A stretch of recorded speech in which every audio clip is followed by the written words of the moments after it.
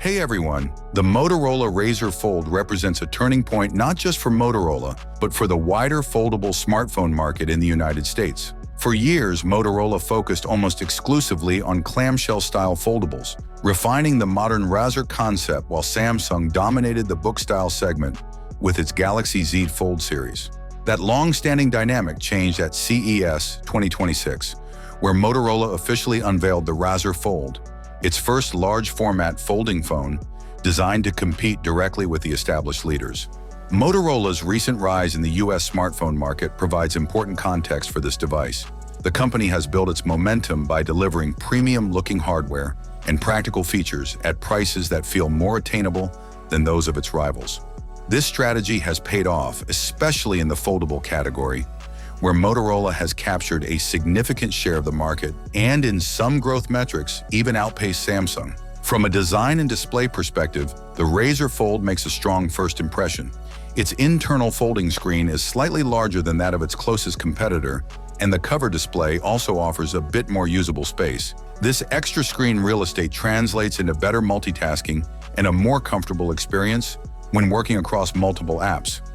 One of the most compelling advantages of the Razr Fold is its built-in Stylus support.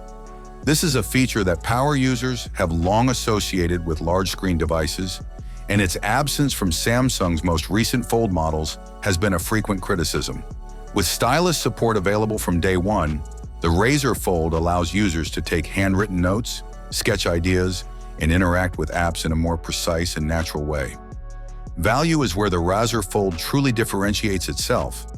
While it is positioned as a premium product, it is expected to retail for less than Samsung's Galaxy Z Fold lineup. Importantly, this lower price does not come at the expense of high-end feel.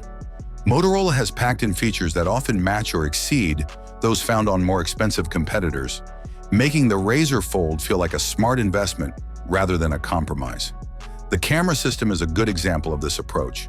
On paper, the Razr Fold's triple 50-megapixel setup, which includes a periscope telephoto lens, appears especially competitive.